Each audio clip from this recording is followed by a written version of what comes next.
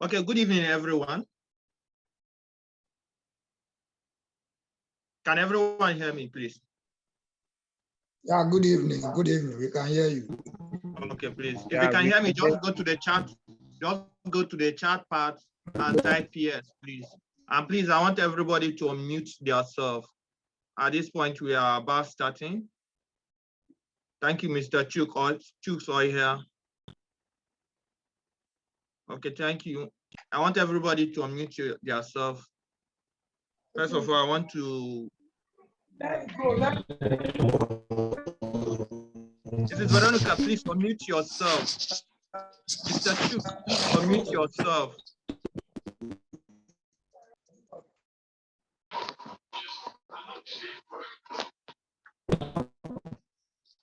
Mr. Kabir, please, can you mute yourself?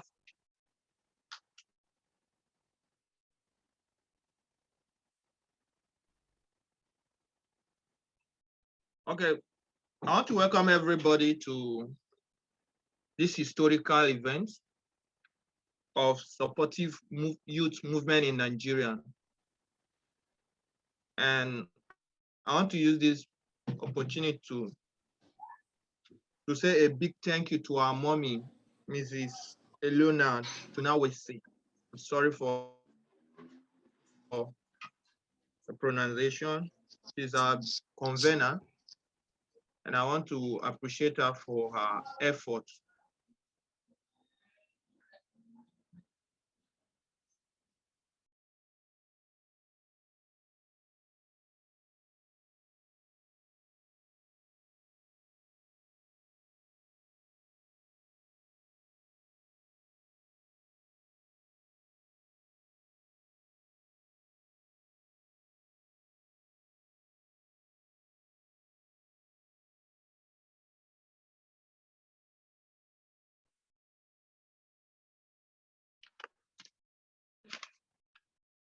Okay, without wasting of anybody's time, I want to go straight to the business of the day. My name is Comrade Victor Uzoma Amadike. I'm the Secretary General of Supportive Youth Movement in Nigeria. And I want to thank you all for coming, for spending your time to be present. And I pray and I wish at the end of today's meeting, we are going to go home energetic. We are going to go home filled with the sportsman spirit of making Nigeria a better place for we, the youth, and to see that we are content creator for a better Nigerian we've been dreaming for and we hope for. Without wasting of our time, I want to introduce the president of the association, and for him to give us his clip to introduce himself to us. I give the floor to Mr. and Comrade Dixon Nanso.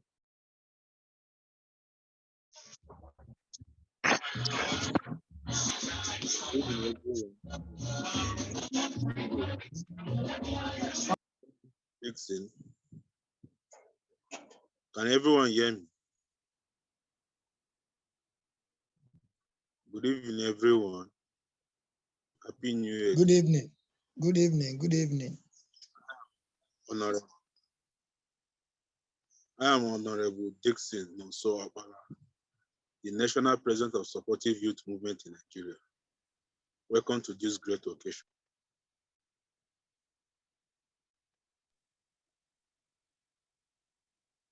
You can guys, Sekjen, I'm done.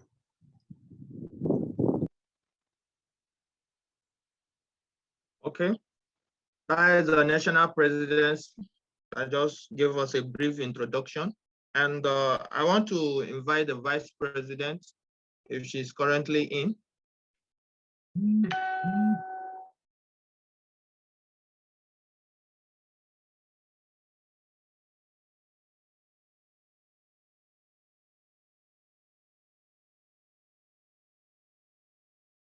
The vice president. Okay. Also, I want to invite the Assistant Secretary General of supportive youth movement in Nigeria to introduce herself to us.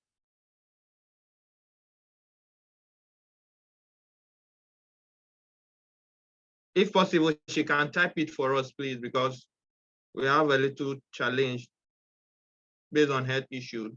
She can type it for us. And I want to invite the speaker.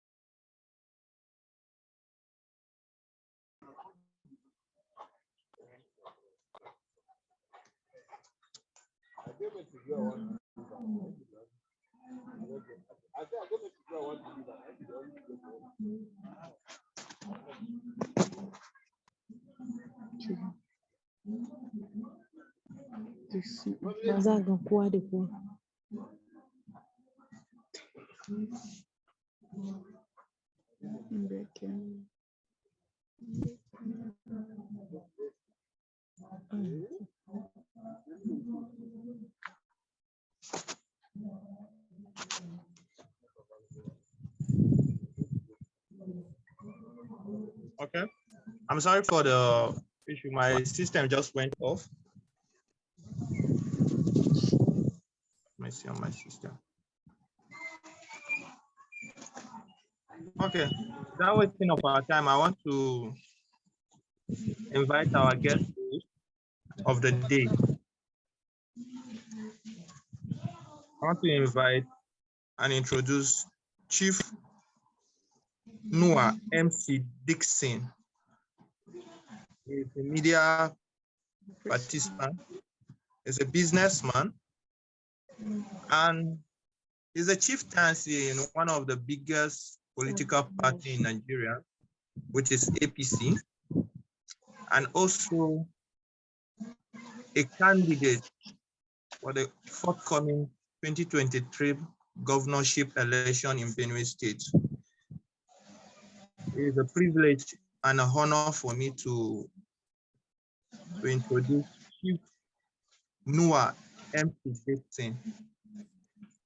Second in the list, I want to introduce another guest speaker, which is by name Honorable Sunday Benga Oshaki. If I'm right, please. As a PDP stakeholder, one of the biggest political parties also we have in Nigeria, which we are going to talk with. And next in line is Honorable Ikedim Ikegunwa, National President, NCHWDI. As a businessman also, a rector, a human resource consultant.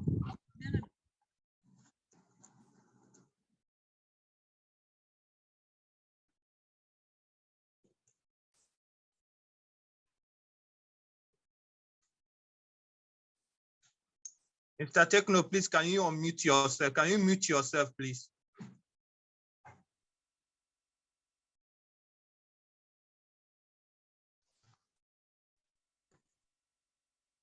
Mr. Techno, please mute yourself. Thank you.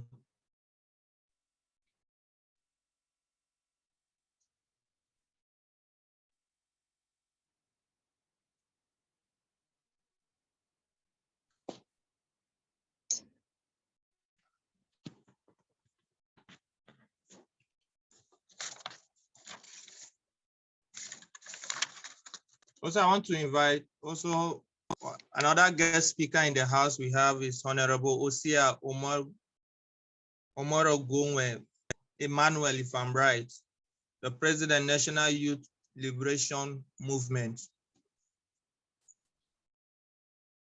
Also in the house, we have Comrade Shafal Shaibu Mohammed, Coordinator Human Rights Research Advocacy Forum. Also in the house, we have our guest speaker, Comrade Mohammed A. Tanimu, student member, Student Progressive Party. And without wasting of our time, I'll let them introduce themselves fully, one after the other, and also tell us what their organization stand for. I guess apart from the two political parties, we have two representative guest speakers which are representing two political parties in Nigeria. The others, I'll be very grateful if they will introduce themselves and also tell us what their organization stands for and what the organization is fighting for the youth to be inclusive in nation building. For this, I give.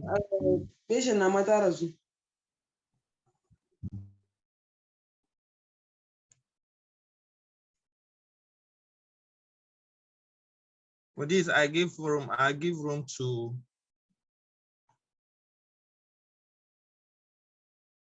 Comrade Shafar Shaibu Mohammed.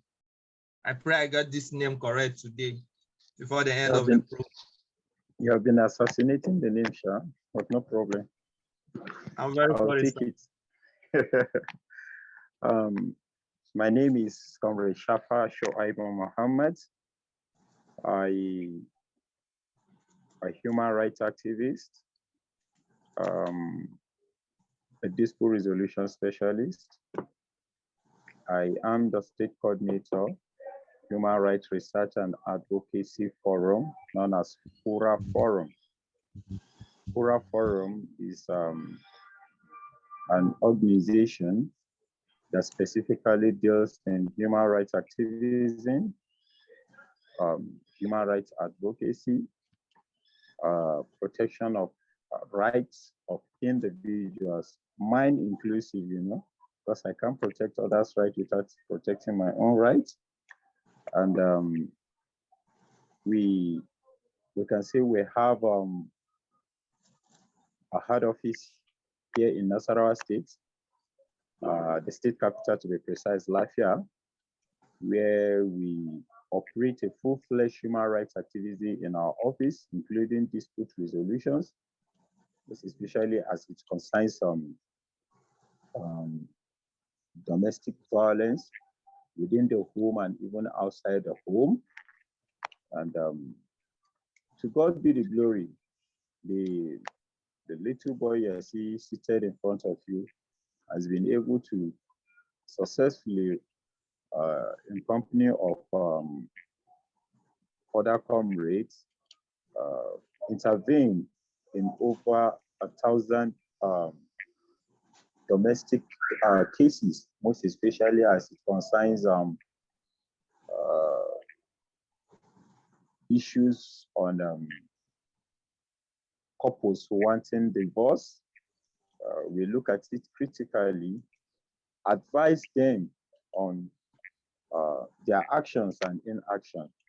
Because today, in as much as we want to blame political parties and politicians on some abnormality going on in this country, I think I will also say that institution, which is the first point of call, the family institution, I mean, has failed woefully. Religious leaders too have also been called via our organizations to be up and doing in seeing that this institution called family has a strong base. Basically, that is just few out of what we do among so many other things. So, thank you.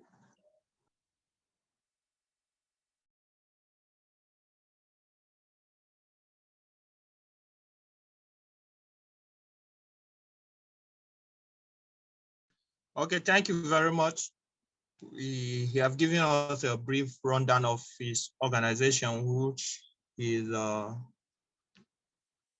coordinator, and he have told us how he stood and fought for human rights, most especially in Nasarawa State.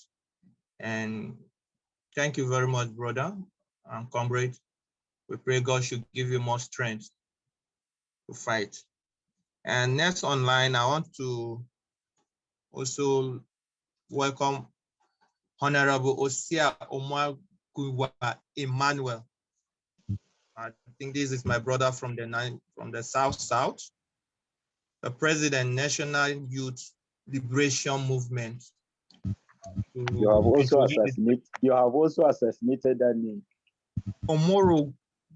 You have assassinated, but when he introduced himself, well, I know you have assassinated my president's name. I'm assassinating some now. I will just be calling your names, the association you stand for, so that you introduce your name very well, so that we get the correct pronunciation of your name. Because our country, Nigeria, we have beautiful names. And someone from another part of the country cannot pronounce the other part. I will pardon you. You are pardoned. Thank you very much. I want to send special New Year greetings on behalf of myself and the entire members of National Youth Liberation Movement. We wish everybody a prosperous and happy 2022.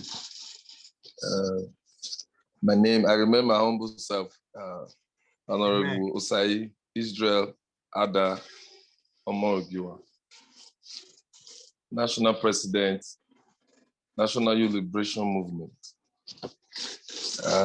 We are into the advocacy for peace and unity in Nigeria, making sure we unify the entire youth in Nigeria through peace and unity. However, we make use of the principle of democracy because we're in the democratic era and everybody is seen as equal.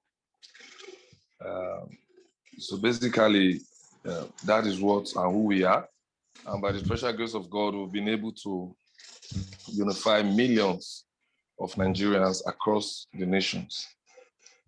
Presently, we are in the 36 states, including the FCT. We have members and coordinators.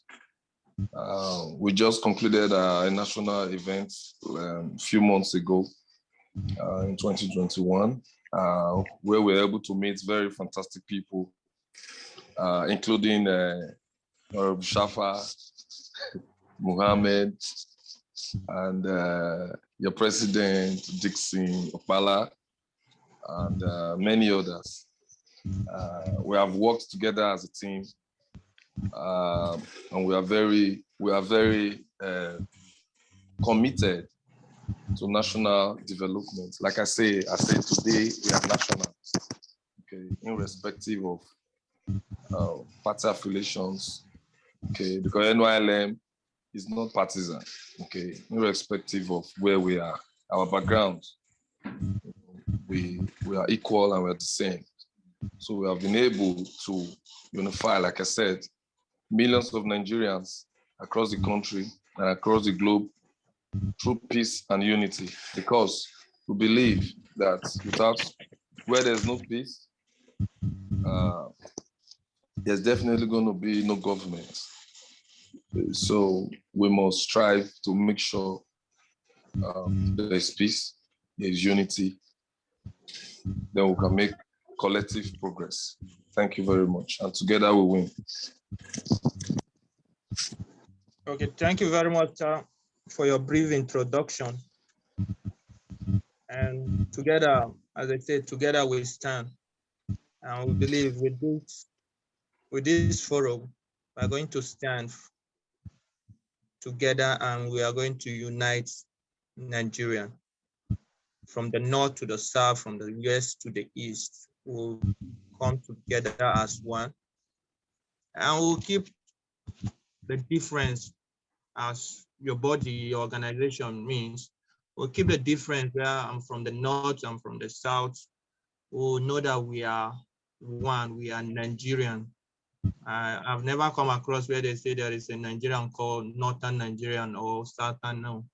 Nigerian is Nigerian. Anywhere you go, you're a Nigerian. Thank you for that brief introduction. I want to also give the room for one of the political party, one of the big political party we have in Nigeria.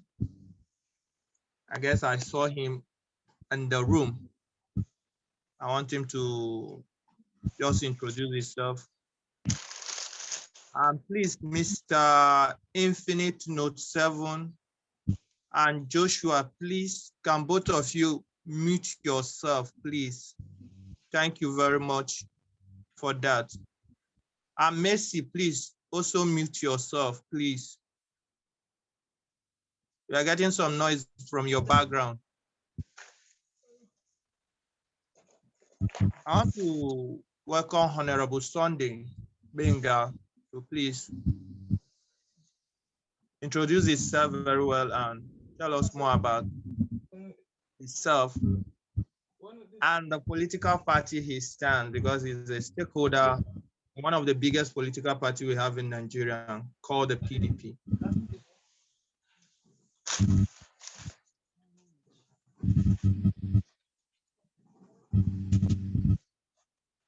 Mr. Sunday, can you unmute yourself? Honorable Sunday, please.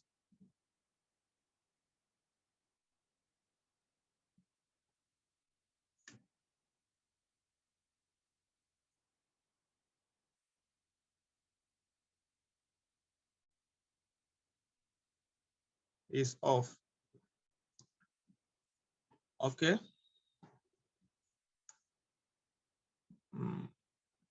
I guess some of our guests are not around, most especially the APC governorship candidate of Benue State by name Chief Noah MC Dixon, and few. But nevertheless, I guess it's time we go into the business proper. The business proper simply means the question. Okay, Mr. President. Sorry for cutting you short. Some of them are privatized because of network. They are in their village because of the festive period. So they are having network issue. So we should just pardon them a bit. But they are trying to log in. Or you can move on. Thank you. Okay, thank you very much for the observation. I guess one of our challenges in this country is network. We have a lot of challenges, but I guess when it comes to having an online meeting, is a new thing that is coming up in Nigeria. It's new. That's why the network will not let us have free connection. But notwithstanding, we will still achieve our aims and our objective today. Without wasting of our time, I would definitely love. We have heard from the two guests we have in the house. We'll still be waiting for the rest to come on board. But I don't know if it's time for us to start. If you have a question for these two gentlemen in the house, you've heard what they stand for, you heard their organization, what the organization stands for. If you have any question towards them, I'll be glad if the general house will throw a question to them. And I know they are able, they are willing to answer it for us. At this point, I let the floor open for those that have questions to ask.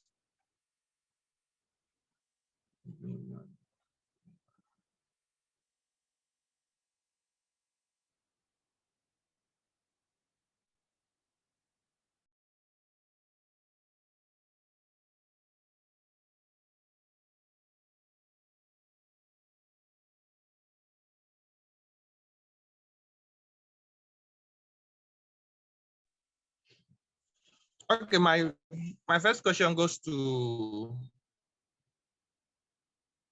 Mr. Mohammed, Comrade Mohammed. Sir, you talked about human rights activity. You're fighting for the human rights. which from what you say, I recommend it. It's nice. But my question is, people in rural areas where they can have access to connect with you, with your body, how will they get in contact with you people?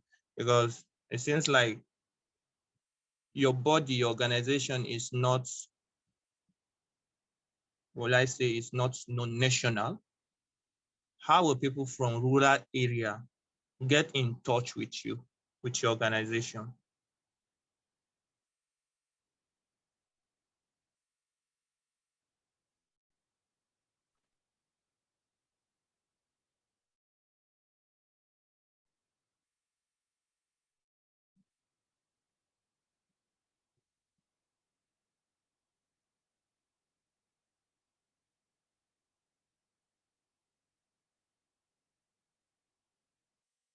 Hello, sir. All right, can you hear me now? Yes, I can hear you right now. Very good. Thank you for that question. Human Rights Research and Advocacy Forum, though based in Lafayette, the state capital of Nasarawa State, I think we have been able to touch so many states in area of human rights activism. And when it comes to rural areas, like in Nasarawa State, where we started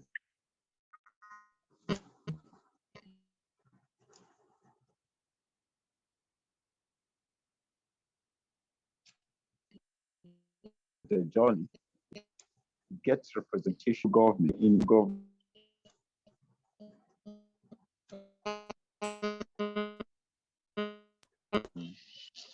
We have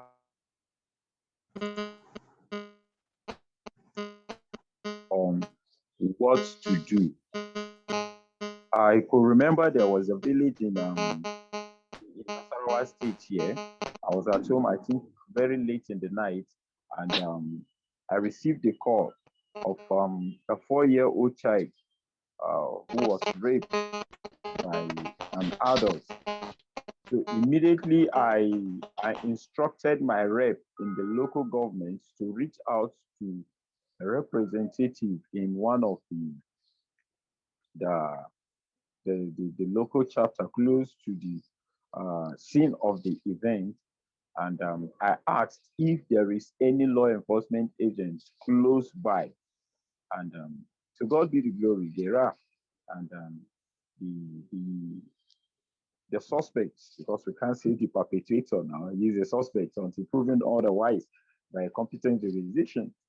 So the suspect was apprehended, and for the case not to be maneuvered, I instructed that they move him straight to the state capital. That is a civil defense that arrested him and apprehended him. So they should send him straight to the state capital and to the headquarters where I could follow up.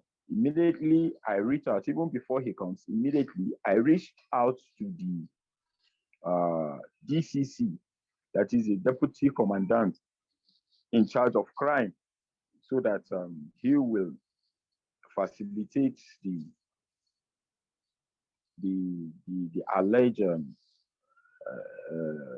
suspects, so that they will bring him and for adequate, what should I call it, investigation. And when they came, immediately they swung into action, and they had to take the girl for all sorts of tests, because they need to test and ascertain if actually the man penetrated the girl, and it was ascertained that there was a tear, and there was a residual of the sperm in the girl, a 4-year-old girl. You can imagine that has not even started school. So these are some of the things that happen, and we normally have numbers. We have what we call social media platforms, where some of the allies within the village that are outside, so reach back to villages to tell them there are certain organizations working on certain things. Seriously, I've been in the office and, certain cases come to me. I begin to, how do they know about us? I've been to a typical village called Udeni here in Nasarawa State. You understand? Where from Lafia to even Nasarawa local government, it takes almost 2005. But when you get to Nasarawa local government, to that village on its own, it's around 1005, and you can only go on bike. I've been to such villages on human rights activism. You understand? You can't, there's no car going there. It's bike, and you take bike 1,500 to enter that village. So this, but cases come from these villages, and we have to go there and see what they are telling us. How true is it, to follow it up? So on a more serious note, sensitization is a key to it, and we have been trying our best to sensitize. Just like I said, we are not government-owned human rights organizations. We are private human rights organizations. We have limitations, funding, and the rest. You understand? But truth be said, from our own little way, we've been trying to sensitize the people on media houses, social media platform, to see the needs, and seriously, our advocacy has led to so many people knowing their rights. In those days, no woman reports you when you slap her. Today, slap your wife and see if she won't take you to human rights.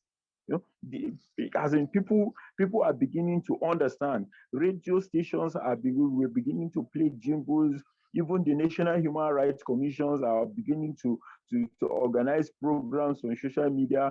And hey, I must salute the human rights icon in Abuja, the what is it called? Ahmad. He has been doing a wonderful job, and his advocacy has led to so many awareness on human rights infringement. But do you know one fundamental thing about human rights activism? It's the society. Some culture are naturally not favorable. You understand? Even though the Constitution of the Federal Republic of Nigeria said any custom and tradition that is repugnant to natural justice should be what? Should be null and void. They should throw it to the dustbin. But the truth of the matter is, we still respect, we Africans, Nigerians to be precise, respect his culture. Mr. Dixon today, if his wife does something to him, he will say, in my custom, they say if my wife do this, I should not eat her food. These are repugnant. You understand? These are things we should know. As married couple, we should sit together, at least understand your wife, your wife should understand you. But in this situation, no, the man wants to be the boss of their house. I am the head of their house. Sometimes, you need the tail to survive, but they forget this. So these are some of the issues we face, and sometimes even the rape cases, sometimes you find out that, sorry, I would have loved to even have a barrister within their house. Our justice system, seriously, we are crying out loud. Not only the human right, even some of the barristers within our midst are crying out loud that what our justice system needs to be proactive. You understand? We need to have a uniform justice system for cases, most especially for cases of rape and the rest nationwide. We all remember there was a time rape became so rampant in Nigeria. Every state experienced that period. That was when Kaduna State came up with anybody caught with rape, they should massage his whatever, his private part. Like Nasarawa State came up with life imprisonment. It came up with life imprisonment. So many things. But you know what? Even at the face of all these things, we still have issues with the family. Sometimes those that does perpetrate this evil act on these innocent people are family members. And when this thing happens, this one will say, hey, if we do this, the family relationship will scatter. These things. And that has been the problem. Coming back to your question, Mr. V, the truth of the matter is the villagers know more than we do. But the problem is they will not report these cases because what? Because they felt family institution will be broken. Whereas They don't know the damage they are doing to this victim. When you refuse to report this thing, this man go out to do it to other people, and what? And those said victims, what happened? Psychologically, they become affected, emotionally and physically, they are damaged. These things are, so in human rights, there's so many things. After the whole investigation and everything, there is going to be rehabilitation again of victims. When this community fight with this community, there's something has to happen. There have to be a rehabilitation after resettlement. And that has been where we have failed it. I would have loved the political stakeholders, even though we too are political gladiators too. I would have loved them to be here so we could talk on what are some of these issues. Sometimes we blame these politicians, but truth be said, the problems goes beyond them, even though they are the major cause of this problem. My brother, my problem and your problem are one. You know what be the problem? You are hungry, I'm hungry. You don't get better hospital to carry your family, go and don't get better hospital to carry my family. These are a major problem. The fact that you're a Christian, I'm a Muslim does not change anything. My brother, if you have food to eat, I have food to eat. That is all. We are happy. You are healthy, I'm healthy. That is all. I'm happy. You understand? But because you don't have food to eat, I don't have food to eat. You don't have this, I don't have this. Then they now impose into us. They now put it into us that, it's because he's a Muslim that is leading. Oh, it's because he's a Christian. That is why. And because you are hungry, you buy into what they are doing. Because it's a divide and rule. So my brother, I think I'll stop here because there's so many people that want to talk. Thank you so much.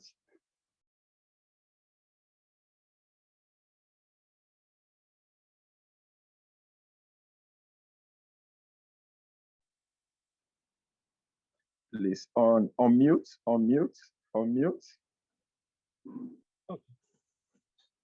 Yeah, thank you very much. You really throw light into the question, and you even extended it, and you touched some aspects of even what we are not expected to talk right away, but you went because, like I started a conversation, I said we are content creator and we are content destroyer.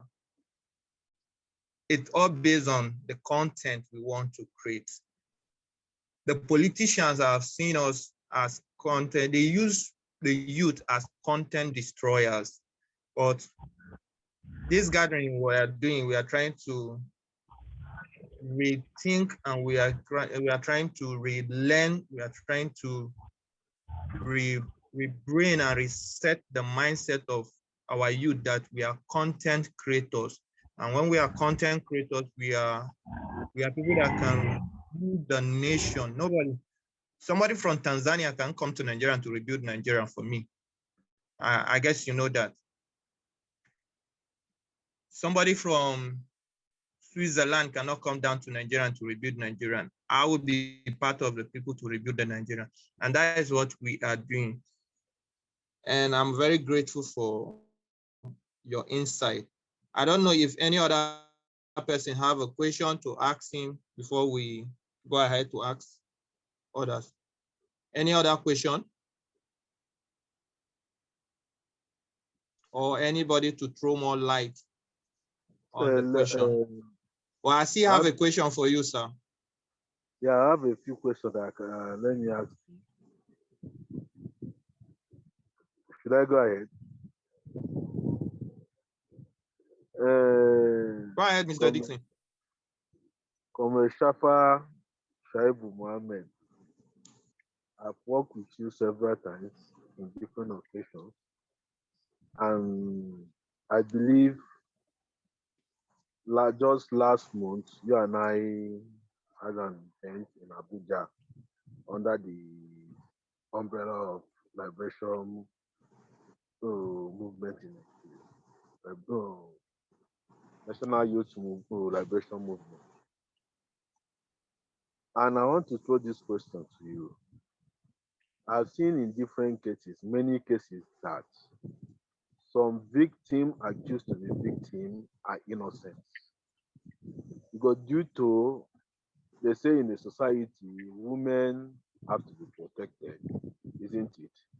But sometimes women see it as an advantage to accuse some persons falsely for that person to be penalized or to wicked the person. So in this situation, what will your organization do at least to find out the truth of the matter? That's my question. Thank you so very much, Sir Dixon. In fact, I am so much in love with your question. Some victims are innocent of alleged offenses. The issue is this. If you listen to me very well, I've been using the word allege more. You understand? I've been using the word allege. When they said an allegation, it is said it is not proven until proven. It has not been proven yet.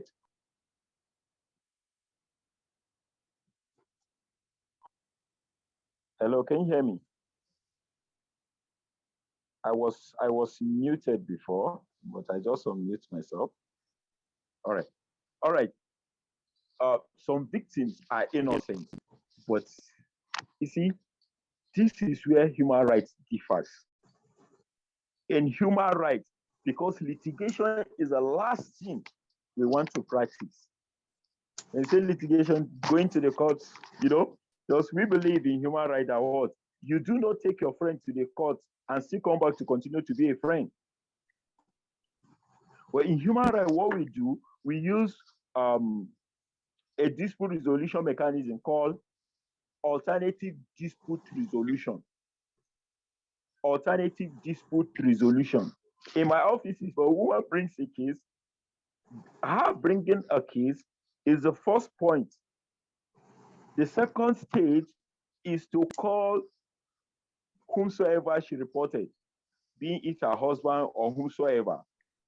Then the third stage is the ADR. The third stage is the ADR, which is alternative dispute resolution, where both parties will be called with their witnesses to come before us. We will what? Dissect every of their problem. First, when I'm dissecting a problem, I want to know the root cause of the problem. Okay.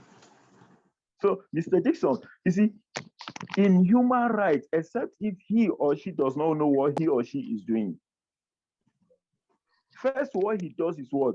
He makes sure I know of how many cases, how many women have come to my office to report their husband, but they left my office crying. They thought maybe we will just support them, and start hammering. No, but we need to hear from the husband, because is their fundamental rights. Section 36, subsection 1, guarantees for what? Fair hearing. And whomsoever is being reported needs to be heard first. If he or she is not heard, then how do you resolve such cases? But the issue is this: where a man is being reported to a law enforcement agent and he is being invited to appear before us and he refuses, what we assume is what? He actually perpetrated the act. Or because you receive a call from me, hello, Mr. Dixon. Sorry, hello, I am Comrade Shafa. Please, am I on to Mr. Dixon? Yes, please. A cry out was reported in our office by Mrs. Dixon. Please, we want to see you in our office. Why would I come? My wife, take me to human rights. It aggravates and anger in you. Why will your wife take you to a human right? Why will your wife report you?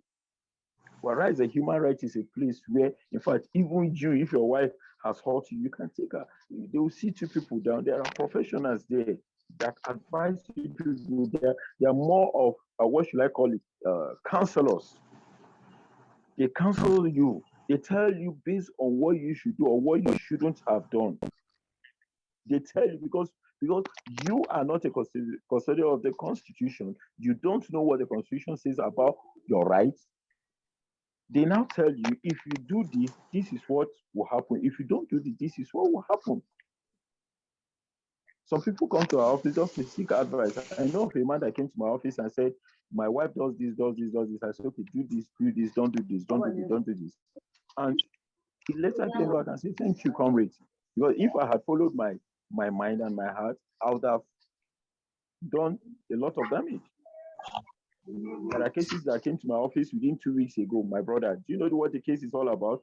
That a man came, the woman reported that they were divorced with this man, but she has kids, children, which he had to settle their feeding, their school fees, and their ill health when it arises, even though the children are not with him.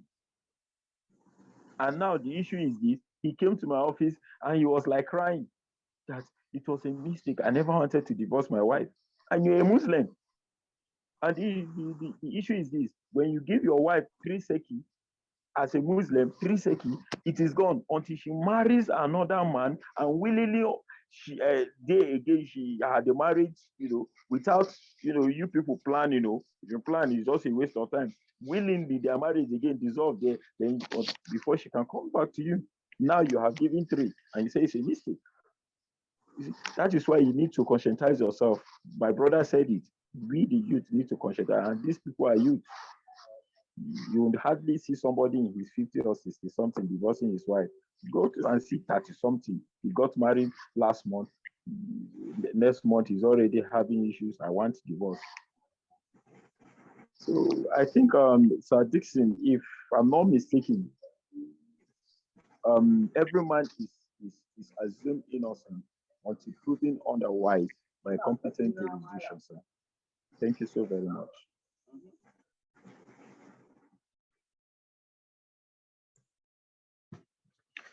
Okay, thank you very much. Mr. Dixon, I hope you're okay with the answer.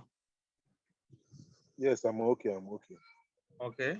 Any other question, please?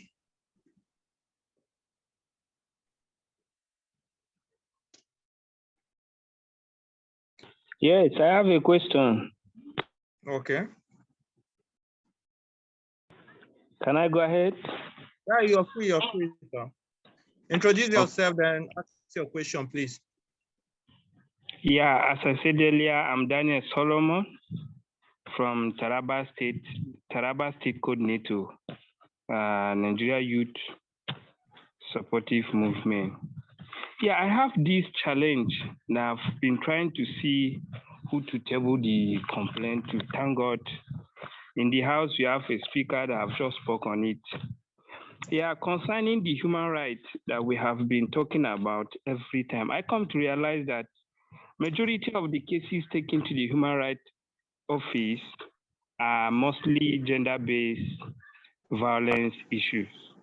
I don't know if these human rights are also listening to other aspects of the human right, as in the right to live. Sometimes, like in Nigeria, as I always use my country as an example, like in Nigeria, you come to realize that sometimes people will be denied of what they are expected to have enjoyed at their early life span or at their youthful age, and the human rights are not doing anything about this. Is it only based on those violence that is mostly observed, or they extend their scope of service to things that has to do with human rights? It is our right sometimes to benefit from all form of health, but you realize that nowadays, sometimes, in fact, most of the youths that die today is because they don't know that they have the right to be attended to fully when it comes to their health. And these are some of the issues. One, now when you look at it critically, sometimes there are what are meant for the youths in the country, but human rights are not saying anything about it, and it might not actually reach the youth at the appropriate time, or sometimes even if it will reach them at the rate of which it has become very sparse for their consumption. So Is there anything that human rights are doing to overcome all these challenges within the country? That's my question. Thank you so very much, Mr. Daniel, if I'm not mistaken, your name. I'll give you a brief story. There was a day I was in Latvia here. We had a function, and you know, the policeman was on his duty, and we came across. We got talking, and I got to introduce myself. He said, when I just una human right. Now only wait una know they protect other people, right? Una know see waiting there for here. I say, see, human right can only speak on what is reported to me. That's one. You don't expect me to talk on what I don't know. Mr. Victor, you didn't report any issue to me. How do I know what affects you? You know, you don't go, doctor will just diagnose what is it called? Medicine for you by you know, seeing you on the road. You know, definitely you need to tell someone about your issue before he diagnose medication. And please, let's come back to the issue of the youth not getting human rights. The youth need to fight for what belongs to it. That is my belief. We can't sit in the comfort of our home and expect us to get what belongs to us. At what age was Gawan the president of Nigeria? At what age was Murtala Ramat the president of Nigeria? At what age was Obasanjo the head of state of Nigeria? At what age was Buhari himself the first head of state of Nigeria? These are issues we need to ask ourselves. At our ages, they were already leaders in their respective organizations, even in the military and what have you. Some of them were governors of state and the rest. But at this same age, we are still lying down in the culture of our fathers, believing that this power should come to us in the platter of gold. My brother, me and you need to stand up and delete that religious bigotry between us. Tell ourselves the truth. Look ourselves on the eye and tell ourselves that Christianity or Islam is never our problem. Our problem is you are hungry, I'm hungry. My brother, you don't have hospital, I don't have hospital. How many times have you been called to come out for a community service and you can't? Let's tell ourselves the truth. Let's be very, very frank and sincere with ourselves. Sometimes you walk on the road and you are taking pure water and you throw the sachet pure water. Who do you expect to come and clean it for you? Human rights will not do this work for you. My brother, human rights only associate itself with what? Cases that are being known to them. Before, I think we had the 10th of December every year is International Human Rights Day, as we all know. And I think we had programs nationwide. In Latvia, we also have a 4-day program where there were so many issues that were taken, including this you were talking to us. You are complaining, you know, but human rights is not there for the youth alone. Human rights is not for the youth. Human rights is for you, for me, for the aged, for the educated and the uneducated. These are things people need to know. We need to know that human rights is not meant for the youth. What belongs to the youth should be fought by the youth. That how many of you want to come to human rights? Because there's no money in human rights. Nobody wants to come to human rights. Did I tell you how many years I've been in human rights? How many youths have come to us, gone to our office and ran away because he believes I can't be doing something on a free bono, on a pro bono. You see, these are issues. Sometimes we must learn to volunteer. Until we volunteer, things will not come in. We must learn to know the rudiment of these things. So, my brother, there is no free food anywhere. Whatever you see free has been paid for. Even salvation has been paid by the blood of Jesus. Is that not so? So there is no free food. The youth must make sacrifice. The youth must grow up. Thank you, except if there is another question, sir. Okay, I would like to throw a little bit light into what you say, Mr. Daniel. what he's trying to tell you more is not far from the truth. We youth, we are, sorry to use this language, we lack responsibility. We want to sit down at the comfort of our room and everything will come and meet us. We believe on this comfort zone. One thing with Nigerian youth is we believe on this comfort zone. I'm giving you an example with where a state, I won't mention the name, I won't mention the community. The youth of that community believe that since the natural resources of the nation is from their home, that they have the right to be at home, sit in their house, and they pay them. And how do you think this kind of set of person will think about tomorrow? That's why we see our leaders have this mindset that they can pile up money, and when it's election time, what the youth need to do is give them the money, come to their house and give them the money. Yes, we will take the stress and go to their houses. They are big men. Let's go to their houses, let's give them the money, then they will give us the power. Then we will now go back to our comfort zone with the power and sit down and make back that money. And they will still be in that their comfort zone. They won't have a job. They won't have good health facility, no road, no electricity, nothing. And later the same youth will wake up again, maybe from a little slumber, a little, okay, I wake up a little bit and say, okay, the government are not doing this thing, the government are not doing. Then on your own, what have you done? What have you done to assess those resources? This morning, today I was coming back from the church precisely. Somebody was asking me that he doesn't have the access to some information, but bet you the guy have a gadget. I told him, but you have a gadget. You have a phone. What do you use your phone for? Is it that you use your phone just to call or use your phone just to chat? We have all these things in our hand, but it's just that some of us feel reluctant. We lack responsibility. We lack focus. Nigerian youth lack focus. It's just few of us that are coming out from that sleep that we need a better tomorrow. Nigerian youth lack sacrifice. I bet you, excuse me, this thing I've been, since last year, December, we started this movement. And today what we have, we are not up to 20 in this forum. We're not up to 20, but we have not less than 1,000 youth in our database for this program. And if they were here now, I bet you they would have listened to this thing and know that yes, it's high time we wake up from our sleep and face reality. But the database I have, we have up to 1,000 plus. But here, what we have, if I remove you, the guest speakers, we're not up to 10.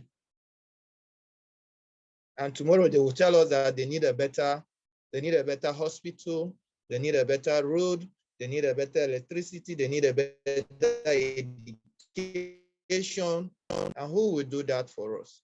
Mr. Daniel, I hope you see what the human rights are doing. He told you, you can't be in your comfort.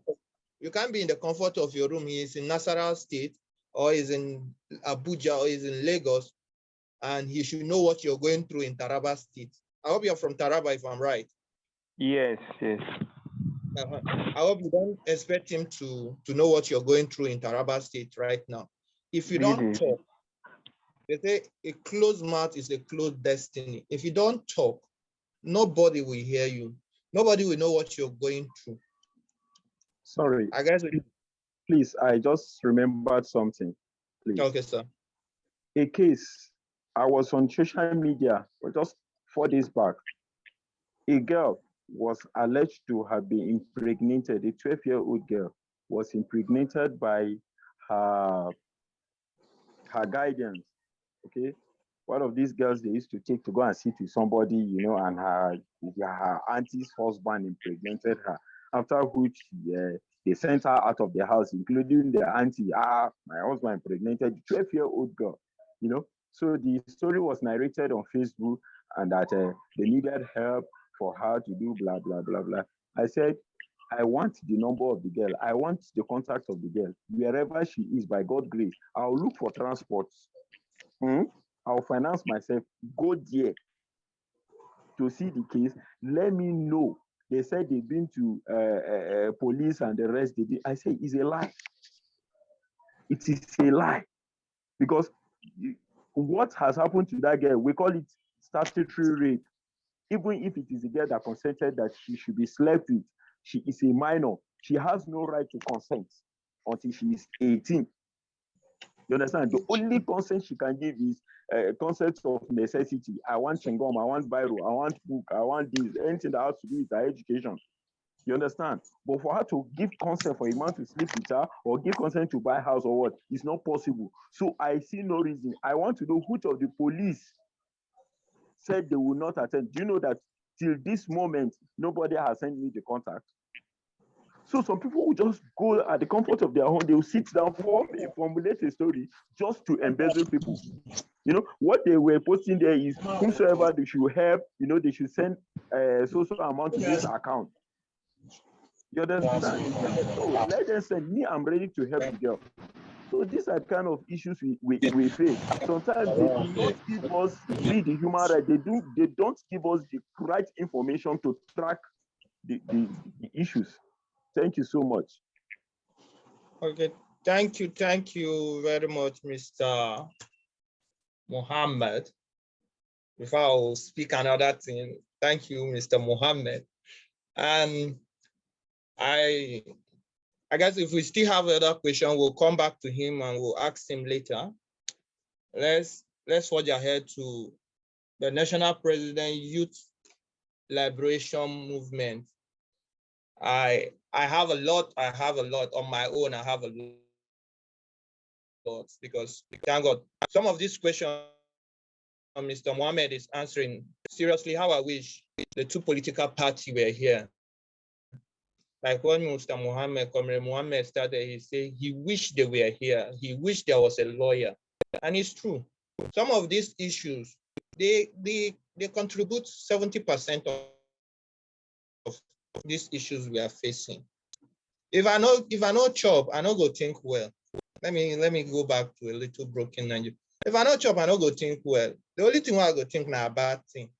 Because I will not have clear mindset to look at the world. And that's what I'm going to ask my National President, Youth Liberation Movement. How are you trying to bring together? Mohammed, this is not your question. This is not yours. How are you trying to bring together? I know it's for my leader and he's preparing to answer it, sir.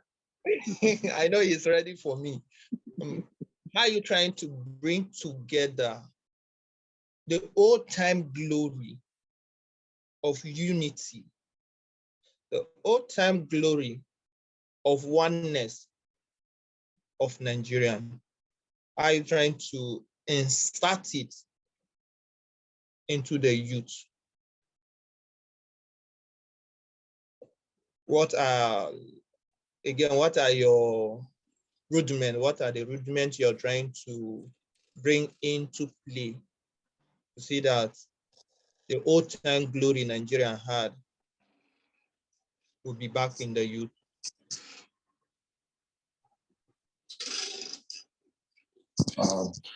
Thank you very much, Able Secretary General.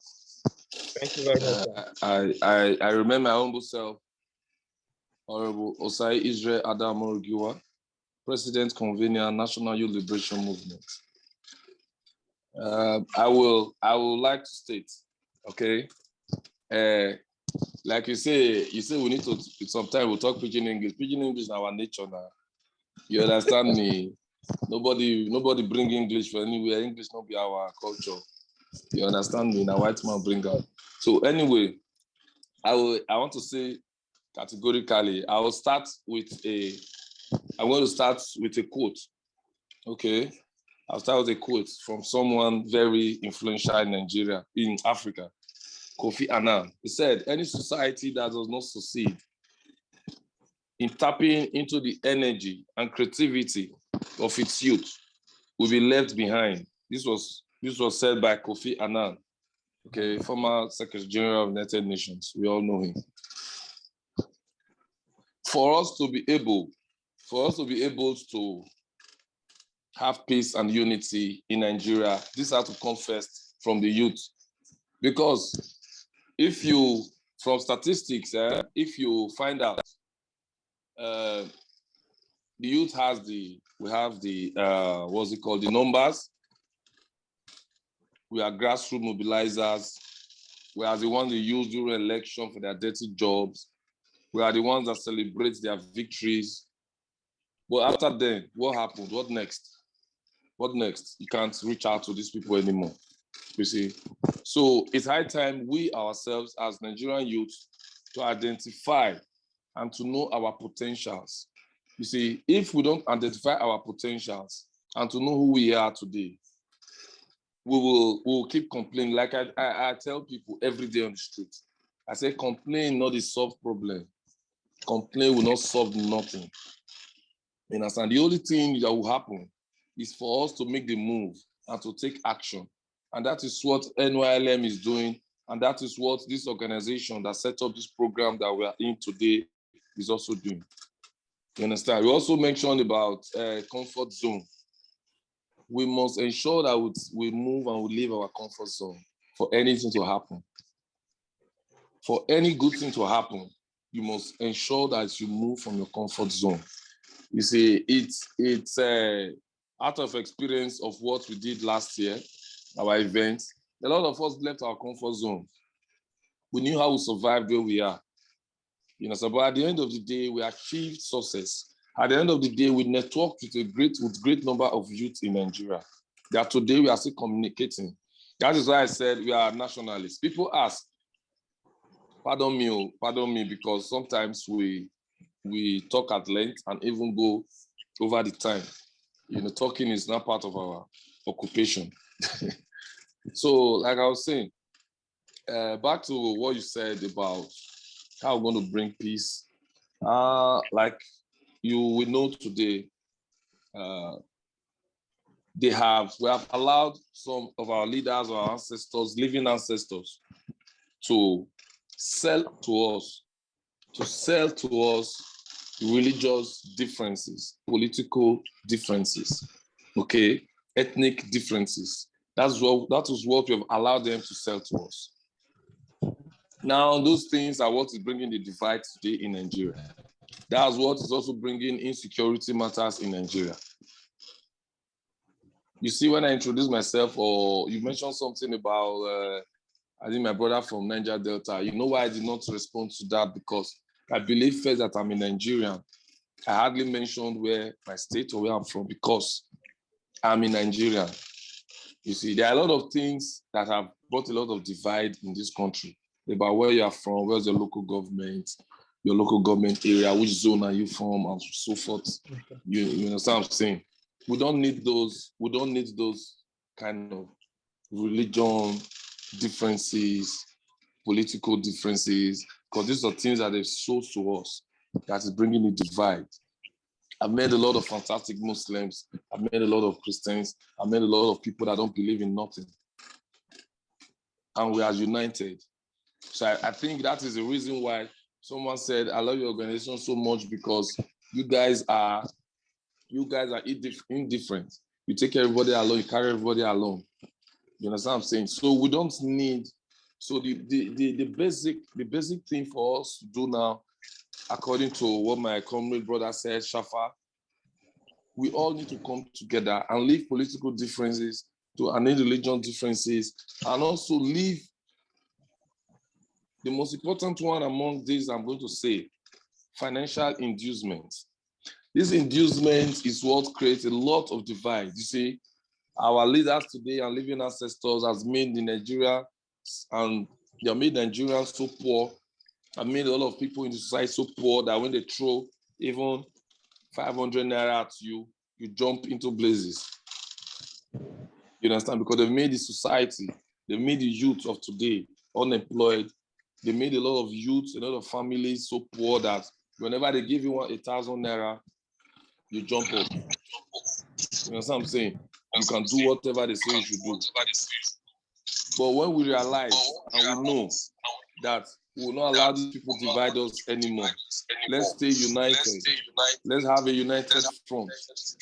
If we have a united front today, all Nigerian youth, all the youth organizations, we are not divided because someone brought money, someone is inducing you somewhere, so therefore you have to support this person. I tell people today, there are some persons that they say we have to support. I said, it will destroy my character, my personality, and my tenacity. I say you can quote me today, I'm saying it today, I know this is recorded. There's no way on earth that I myself and the people that will lead today will support a candidate, someone that is a living ancestor. There's no way we can do that, no matter how much a prize. I know they say everybody has a prize, but in true character and tenacity, we still have prize. In true character and tenacity, the price we have to pay today is to reject the offers of those of our living ancestors. Because if we say we want to keep doing what we have been doing, there's no possibility of us making any change. And the youth of today will suffer. If we don't change what we are doing today, if we don't change our mindset, if we don't change what we are doing today, 2023 will come and we'll still keep complaining. We should we should sought after a young, vibrant, intelligent candidate from the presidency down to the ward level, to the councillor level. Yes, we know it's not going to be easy. There's nothing that will be easy. Thomas Sankara, Burkina Faso, was the first elected president at 37. Some of us at 35, 40s, and we're still counting. And they say we are leaders of tomorrow. Very soon, we'll join the Elders Forum and we will no more be youth. This is the time for us to do what we have to do. In unity, we should stand. With the purpose of tenacity. It will never and never be easy. It will never be easy for us. But with strength, unity, we'll be able to overcome. We'll be able to win. And together, we'll win. Thank you very much.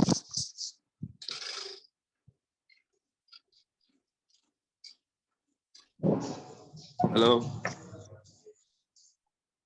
Hello. Hello, thank you. We have heard from him, and he have opened the floor for us for room to ask questions. And I guess everybody have heard what he said. And now it's high time everybody asks questions.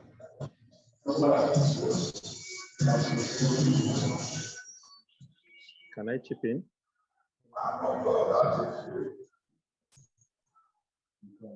Mr. Bucci, can you please unmute yourself? Can I chip in now? Yes, you can chip in. Thank you so very much, leader.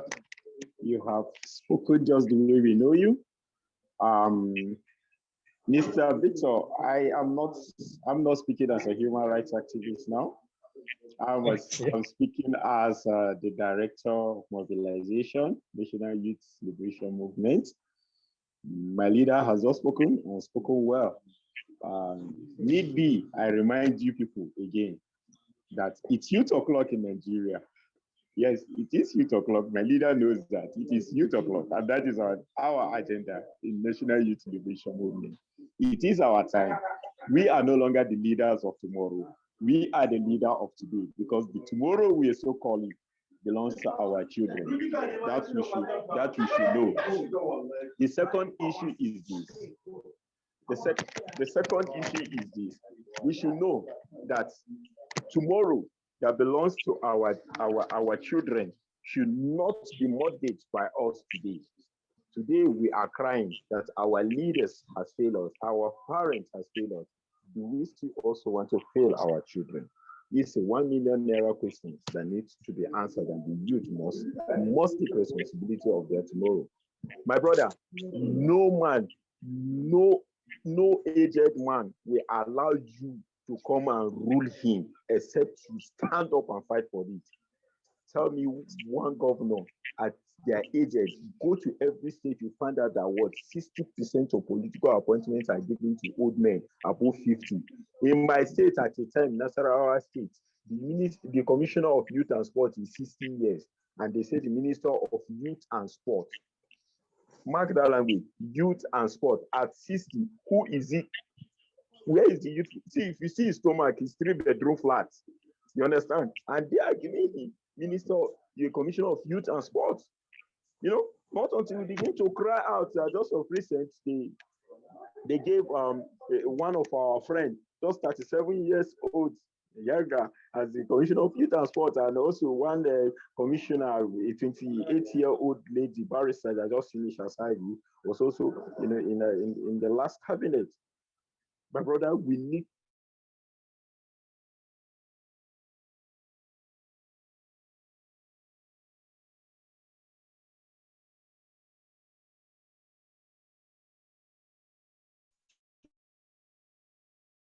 serious.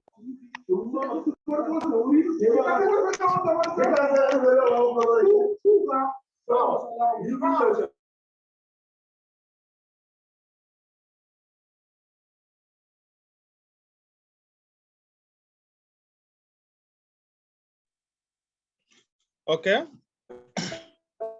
That is right. Any other question, please? Any other question? Yes, I have a question for President Honorable Osai Omaru Giwa, my ever president. And my question go like this. Mr. Osai, you and I have been into this struggle for a long time. We have been going from one place to another, from one office, National Assembly to another, meeting one or two politicians. And what they always tell us is youth are the problem of this country. In that aspect, do you believe that youth are the problem of this country?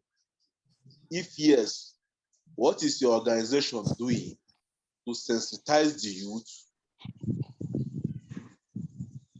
for the betterment of this country?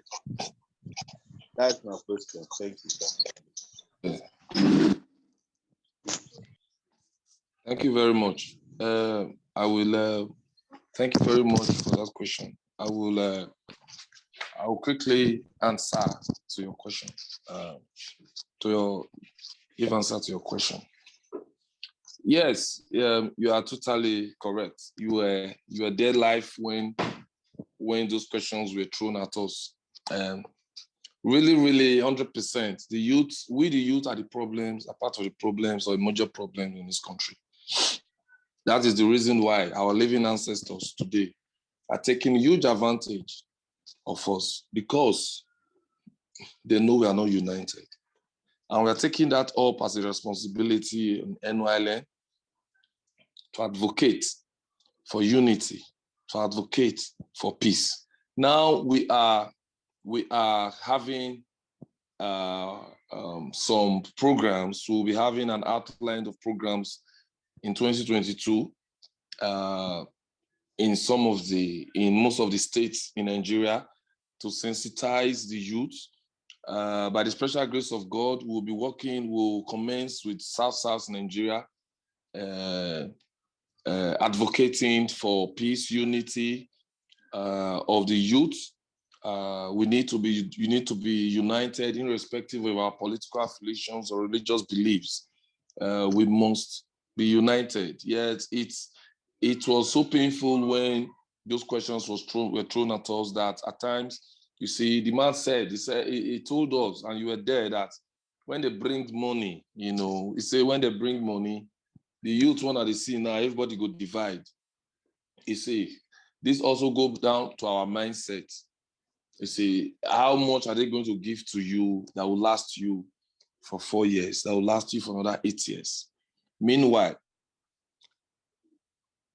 I keep telling people that the same effort, it brings me back again to what I said earlier, that the same efforts that we use in supporting our living ancestors, that same efforts, why don't we use it on ourselves politically? Because for you to be able to transform, for you to be able to deliver in a country, you must be involved in the democratic process and belonging to one political party or the other. Now, why don't we, as Nigerian youth, use the same effort, time, energy, and resources that we use for these same living ancestors and use the same effort in unity of purpose in supporting ourselves? And so therefore, we will be able to be in the corridor of powers. You understand? I'm not saying all youth are saints. I'm not saying we are the most righteous. But at a particular time, we believe that we'll do much better, because someone cannot say that the minister or commissioner of youth and sports is 60 years old and say you're a commissioner of youth and sport. It's an aberration. It's an aberration. It's a taboo. It's a mirage. You understand what I'm saying? So we must ensure that we sensitize our youth from the grassroots. That's why NOLM is trying to, I'm making sure that we are grassroots mobilizers. We are sensitizing people from the grassroots and making sure and ensuring also that they support the youth, that the youth will remain united. We should not be divided. We should not be divided. That also NOLM is also involved in socioeconomic development, because when the youth are socially and economically developed, I believe nobody will come and throw 1,000 naira at you and say, vote for this person or don't vote for this person because of 1,000, because they're inducing you. We should kick against money politics. We should keep against religious divide. We should kick against ethnic divide. Yes, and because they have made us to believe that if you are this, you should not be this. If you are this, you should not support this. And at the end of the day, who suffers this the most? We, the youth. Who suffers this the most? We, the youth. Tomorrow, our born children and the children before us are going to suffer the same crisis. You understand? We are going to suffer the same crisis. This country today is in a mess. It's in a big mess. We must be honest with ourselves. This is not the way it's supposed to be. It's in a big mess. So I think it will take the redemption of Nigerian youth to bring this country back again, to build Nigeria again. We have the intellectuals, we have the educated. Everybody in this country, I keep saying, we don't have an illiterate. We are all educated people. We are all educated people because the same people on election days, we are all on the queue under the sun and rain. So we must ensure that we put ourselves together, Nigerian youth. We are appealing. This is our time. There's no better time than now. If we miss this in 2023, we have missed this. We have missed it already in our generation. So we must make sure and we must ensure that we stand united. We must not be divided because of financial inducement. We know we need money. We know everybody needs money. But we should also ensure that what you take today is going to destroy us tomorrow. So therefore, we should not complain when anything goes wrong from 2023. Thank you very much.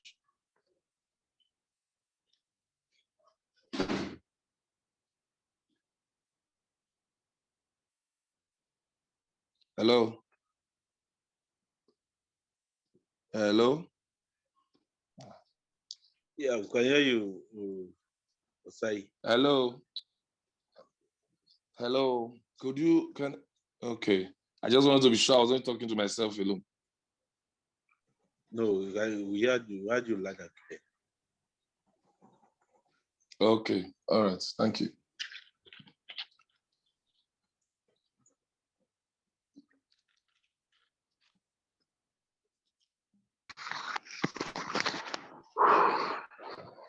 Because now you are raising your hand, you can talk.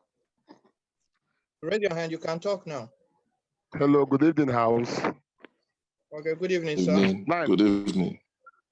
it's nice being part of this association, this one love. I so believe in this dream right from the beginning, but I never know how to move it up, how to stand my feet to the ground to see that this move come to reality. So 2 days ago, I was introduced to this group by a friend. When I saw it, I gladly accepted it. I'm just a member of this group for just the past 2 days. My name is Ehime Osahan. Like the name sound, my national chairman will know that I'm from the state. Though state doesn't matter in this part in this issue. State Yeah, don't count. State don't count. The governor of the president of Colorado that had the white fire in some part of the country addressed his citizens as family. They are family of the country, not a citizen of this country. I don't believe I'm a citizen of Nigeria. I'm a family of Nigeria. I was born in Nigeria. My parents are Nigerian, so I am a Nigerian. I don't believe I'm my state. I don't believe I'm from South South. I don't believe I'm from Niger Delta. I am in Nigeria. But sad to say, Nigeria has been a very bad state. And to me, 70 to 80% of the constraint bedeviling Nigeria today is from the youth. Sad to say also, I was not in Nigeria when that NSAS protest came up 2 years ago. I mean, was it last year or 2 years ago? I was in the last year. I wasn't in Nigeria. My daddy know my Radika, and he begged me not to come because I went to Ghana for some move. He begged me not to come. So I just obeyed him. And I believe in 2023, if such a move stand, I always tell my friends, let me go block Oluku Lagos Road. I will mastermind it. Somebody also asked me a question. Why is it that the current administration of the current leader of the country is appointing old men as ministers? I reply, I ask him, if you are moving, who do you move along with? Your age mate. You move, your friends are your age mates. So if a man of 70 years is going, who will he be moving with? His age mate. That is why when my leader, Fagiwa Otas, is telling me that these people are living as ancestors, I concur. But what will tell you that if the youth of Nigeria stand to their feet today, Buhari will not leave the seat tomorrow? If the youth, when the youth said Buhari will leave tomorrow, Buhari will leave. If 50 million youth comes out of this country and mark the state, the leader will move. I'm so pained to see that these things are going on, and the youth, especially now, National Association of Nigerian Students, are sleeping because maybe they will just share their national cake, and you see they go there. So when the leader say forget the youth, when the leader tell you forget the youth, the day election you share their money and they will be divided. There are facts, there are proof. But you know what happened in Anabra's election? I don't know how that woman that was videoing it. APC is sharing money. I don't know if you saw the video. It went viral. That woman should be brought to limelight. Just so an organization recognize the woman. That woman should be brought to limelight. If all Nigerian women, all Nigerian youth start to do the election, they are sharing money. How you collect the money? Our money, collect the money, but don't let them buy your conscience. Because if you collect money and yield to their circle, you are mortgaging your life for another 4 years. How much will they say that you will spend for the next 4 years? Please, please. I want to be practically involved in all ramifications in this association, in this move. I'm from Edo, like I said earlier, but I live in Abuja and I work in Abuja and I work for an NGO. The NGO I work for is on prison rights and advocacy, providing essentially pro bono for indigent and available inmates in detention facility, whether in police, NDLEA, any place or in prison. So I'm really tied down in Abuja, but I will not allow that to afford me. Any move during the weekend, but during the work days, if it's in Abuja, I will avail myself. Any move during the weekend, no matter where, I will avail myself. Together, we can fight together to ensure that this dream comes true. Like I'm a member of the National Youth Liberation Movement, of which Otas is my Omologiwa is my Omologiwa is my national leader. So please, please, let's do our best. Fine, I don't need to be a chairman, a coordinator, or a secretary before I can fight for Nigeria youths. I want to practically involve. Allow me, please involve me. Together we will win. What is your time? It is youth o'clock. It is time for the youth to stand up to their feet and redeem their image and redeem this country from devastation. The future, the future, we are not the leaders of the future. Our time don't reach. When we are in secondary school, we learn about Buhari administration, Basanjo's administration. Today they are still the one administering the country. Which time go take reach our hand? Now when we do this 90 years, we'll continue our beg. Time don't reach. I don't wake. I know that you don't wake. Together, let's move. We'll win together. Thank you very much. I'm grateful to be part of this online meeting today. Hello. Okay, thank you very much, sir. Yeah. It's nice hearing from you. I can see the vibe in you. I can see the spirit. I wish, it's not I wish. If it was something we can plug out, I guess Nigerian youth are ready to plug out all the bad leaders. The living ancestors, as my president say, they are living ancestors, and it's true. I always do this calculation whenever election is nearby, and I tell the youth, you come out in masses to support these so-called leaders. Yes, you say when you and my president went and one of the leaders was asking you, telling you that the youth are the problem. It's not far from the truth. The youth are the problem, but they too cause more problem that made the youth turn to be their problem. For every reaction, there must be an action. Now, I always say that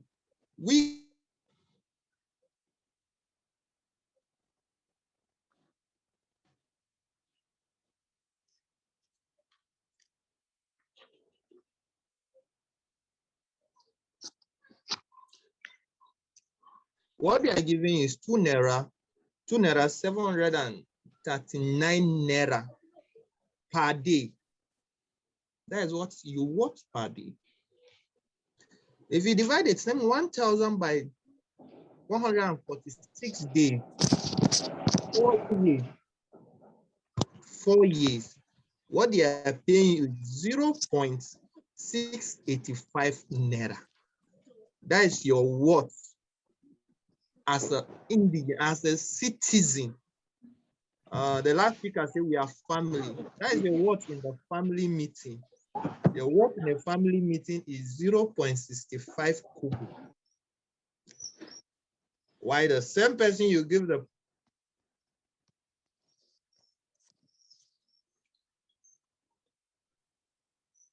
hello?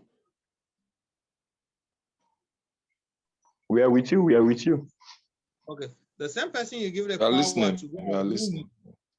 the same person you give the power to go and rule you, the same person gains more than that thing he gave you.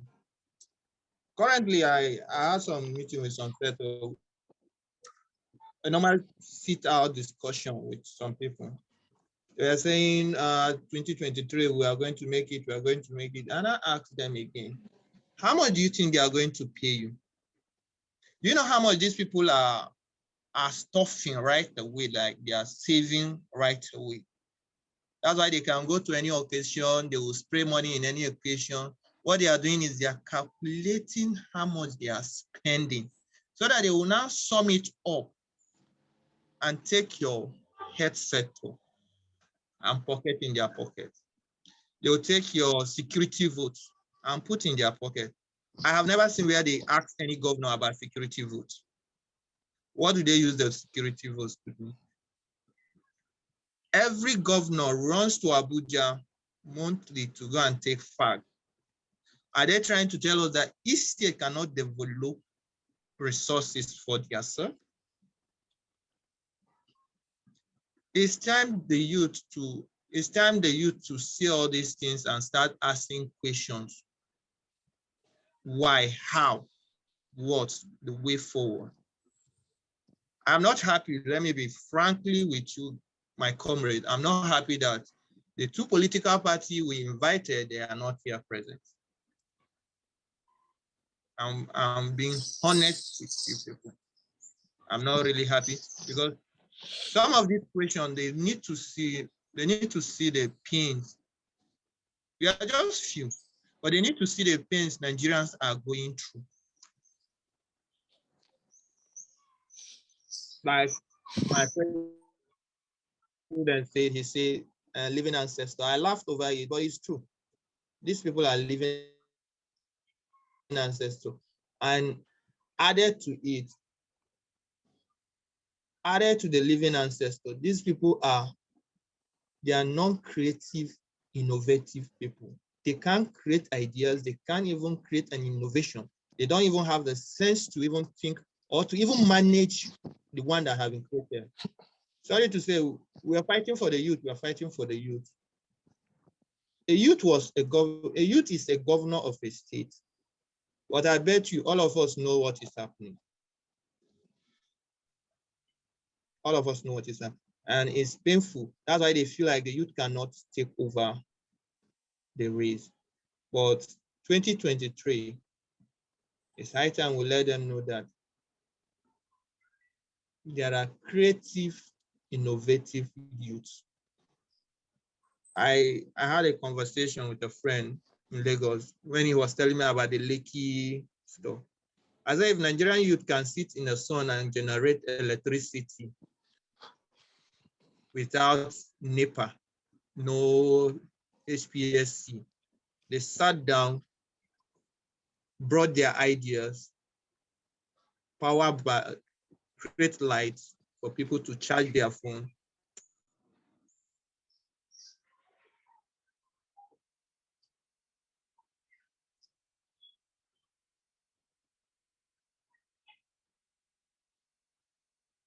To communicate to them.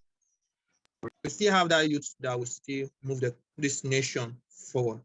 And I can see it seriously. The few of us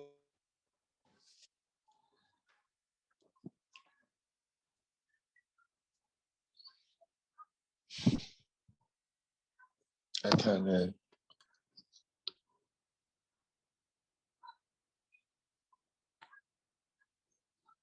Hello. Hello. Yes, Because we're here I with you. can see Okay, here. Sorry for that. We should forget our region. We should forget I would our. like to. Hello. I would like to make a statement when you finish, please. Okay. We should forget our ethnicity. We should forget our region. We should fight as one Nigerian, for the progress of Nigeria and for the unity and development of the nation. I don't know if any other person have question before, but my president and my comrade will talk. But if anybody have question after he have made his comments, you can ask that question still. Thank you very much, sir. Thank you very much for the opportunity given to me. I would like to also contribute to what you have just said. You mentioned before that in your database you have about 1,000 people plus, but presently they are not online currently. Yes, that is a major factor right now in this country. The reason is this, because you see, I'm a realist, like I said, I'm a nationalist. We try as much as possible to say what is right and also say the truth, okay? Yes. We make it clear for everybody to understand. Like I tell some of our persons, myself and Dixon, we worked together closely, and he knows that I move with people that want to move. You understand? We move with people that want to move. You understand me? Every man anybody that dips his hand in the plow and looks back is not ready for the task ahead. Yeah. Understand me? If you were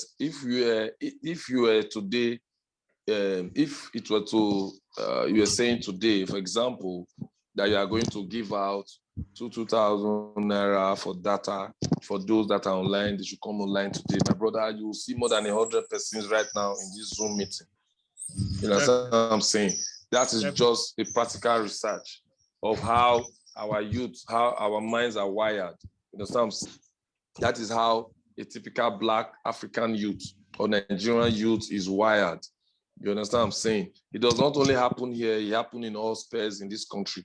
In all spheres in this country. You understand? I would like to say this, please. I want us to listen carefully. That knowledge is not enough to change the condition of Black people. Understand that we need to create programs and systems that will empower us economically, spiritually, and mentally. We need courage and actions. These are the words of Thomas Sankara. Now, you understand that in these words, he said, we need programs, we need to create programs and systems that will empower us economically, spiritually, and mentally. He never said politically, because politically now is a mystery. Politically itself, it's a form. Now, if you are not empowered economically, and spiritual, and mentally, your political mind will be so poor. Your political mind will be so poor to the extent that on any amount, you have a price.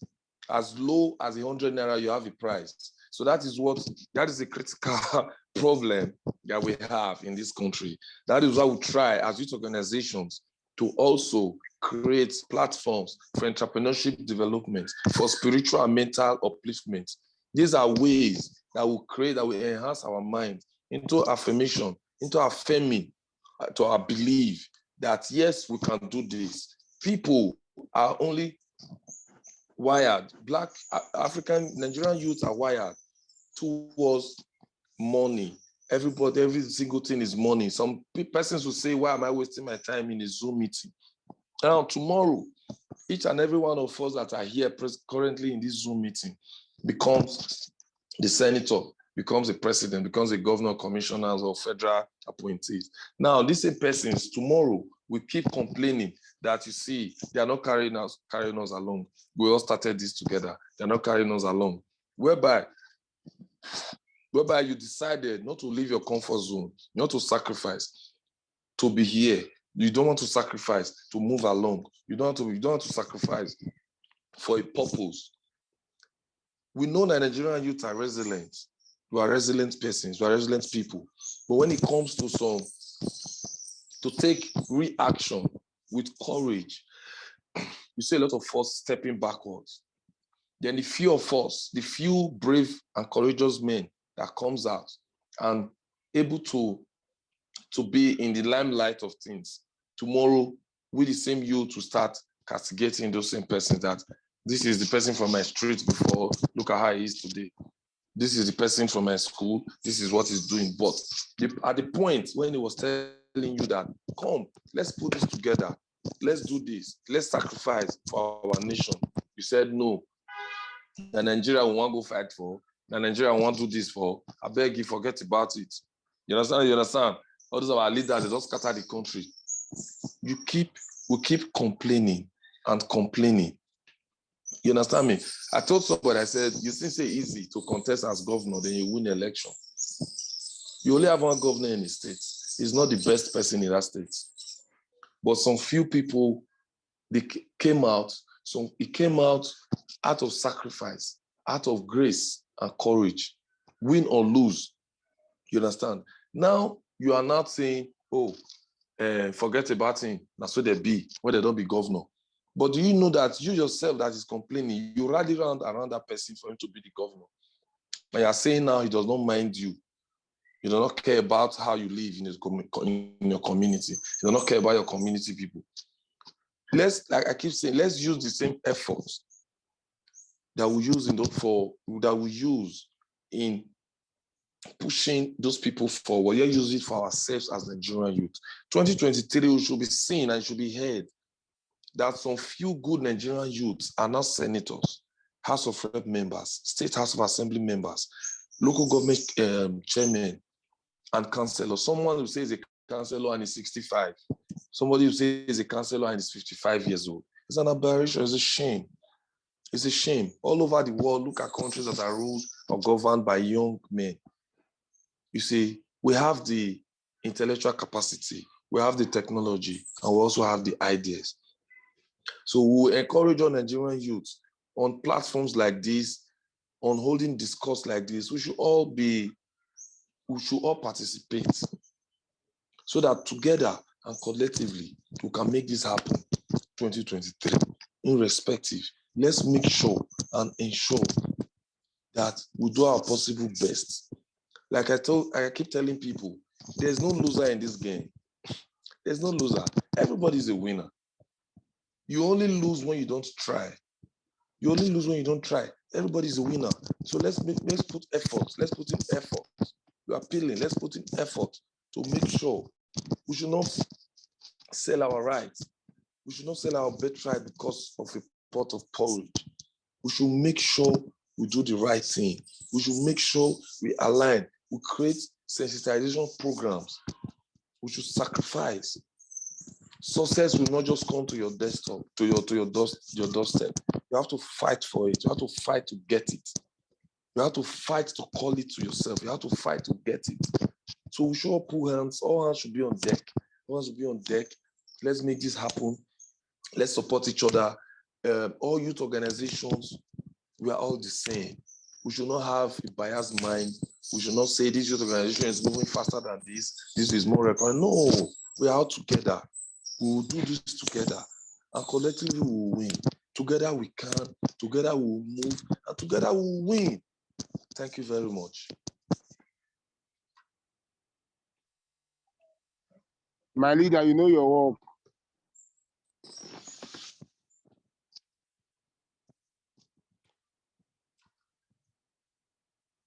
Hello. Hello. Any other contribution or observation? Any other contribution, question, and suggestion? Hello, good evening, dear. How you doing?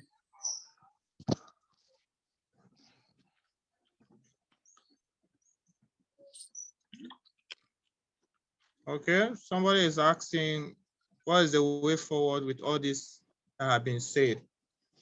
Okay. Can any of the speakers throw light to it first? Yes, thank you. Can I speak? Yeah, you're free, sir. Can I speak? Yes, you're free, sir. Thank you. The way forward. One, the youth should wake up from their slumber. They shouldn't see themselves as the leader of tomorrow, but the leader of today. We should set our time that it is 8 o'clock. The time is for us. Now is our time. Until and unless we believe that now is our time, we will get nowhere. 2, unity in diversity. We cannot achieve anything when you are not united. We need to be united. We need to tell ourselves that what they are telling us, what they are preaching to us is not true. What our imam are telling us about the other religion, about their political intention is not true. What the pastors are telling us in respect to about the political aspiration of the other sex is not true. What is true is that we have same issues. So unity in diversity. 3, irrespective of political affiliation, youth is the political party. Youth should be our political party. Until and unless we believe that the youth is where we belong, is our constituency, then we will not get it. I said something that until and unless the youth begin to ask questions, ask for what belongs to them, seriously, we will get nowhere. My brother said something. He said, National Association of Nigerian Students. Brother, change that name. it is now National Association of Non-Students. 60 to 70% of those in those said associations are non-students. They are either graduate or they are people that refuse to graduate just because they want to continue to eat within the student cycle. If these people can use this same power, they channel towards the student activism and the rest, and come back to the community and seek for political power within their constituency, my brother will go a long way. So I think with these 3 points, which I know my other comrades and colleagues will add 1 or 2 other things, but I think we should tell ourselves the truth and look critically into these things I've highlighted. Thank you so very much. Thank you very much, sir. You're welcome, sir.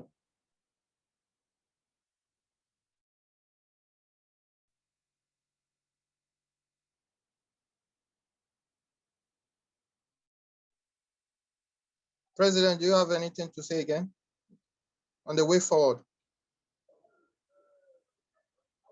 Before the president says something, I have a suggestion. Hope there's a secretary taking note of these minutes, because the president highlighted 3 important issues. Please, there will be somebody or a secretary that is taking minutes. That we will not just say it now and lie it there. We should develop on it and see how we can really work on it and see that we move and achieve success. Okay, sir. Yes, I'm taking note of the 3 points he made mention on the way forward. 1, we should wake up. 2, unity. And 3, the youth should have 1 political party, which is the youth in mind. It's not whether I'm from the south, I'm from the west. No, we should have 1 voice, and the party should be the youth. It's not, somebody say he's a student union. No, and what he says is true. When I was during my youth, my school days, the now president graduated 3 years from school, went back to school again, and enrolled himself. For what? Just because he needed that seat.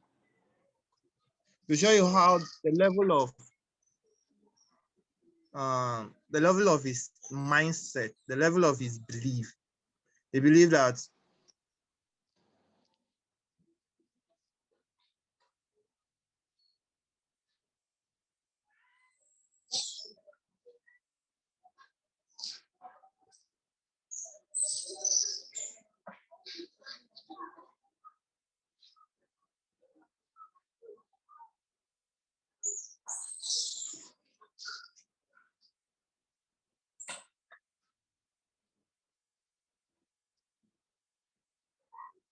his future.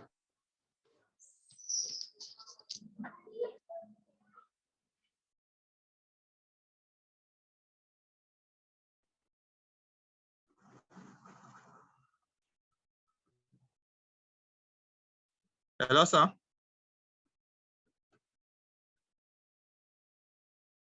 Hello, sir.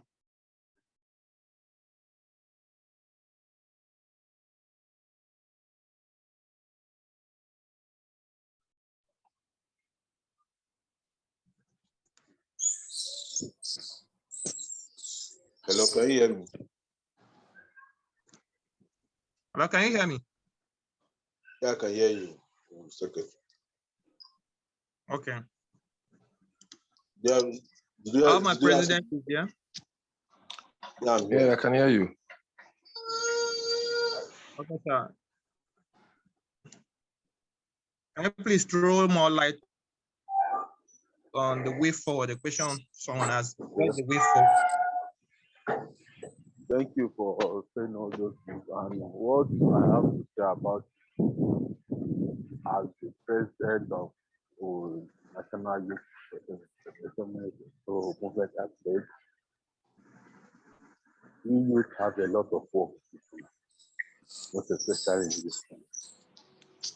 And on the panel do not have left and right, we cannot do anything.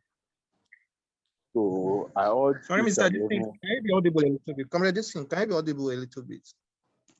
yeah, I urge each and every one of us to go back to our constituency, to the grassroots, and sensitize all the youth what this election 2023 mean to the youth.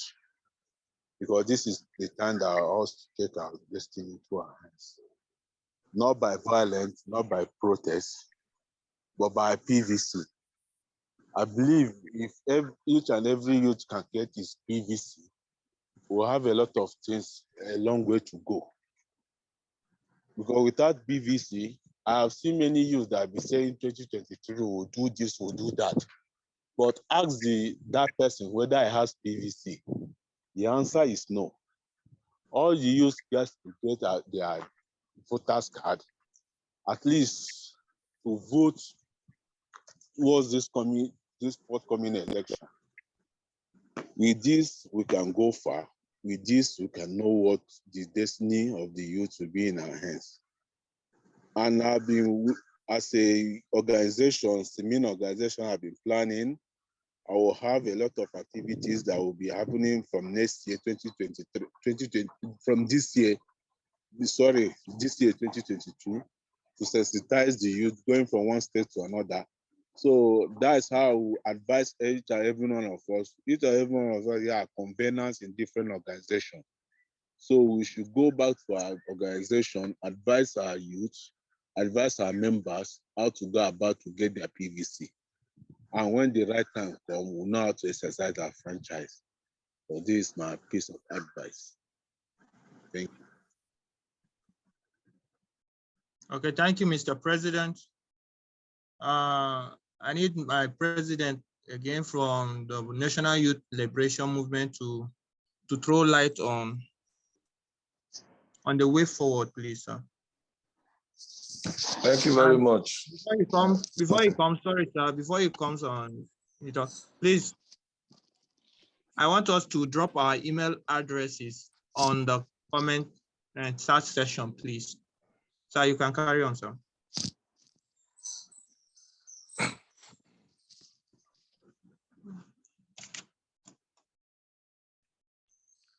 Yeah. So you can go on. Thank you very much once again. Yes, it's like I said, I'll keep saying it's not going to be easy. If anyone says the road's going to be easy, he's only telling you lies. Okay, like I said, I'm a realist. The road is going to be rough. Okay, so we should all be ready for the task ahead. Yes, on recommendations and what we should expect and what we should all be doing in our various communities and how best we can.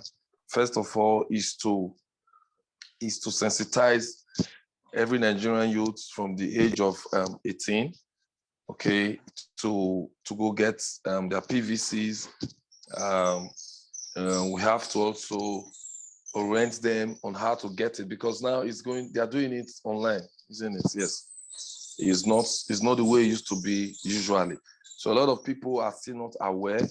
In my community where I am, they are still not aware on how to go about it. So what I intend doing from this month in my own local community as my own community contribution is to get a laptop and put it in a position with someone that will register people online to get their PVCs as my own contributions, because we have to start making effort from where we are.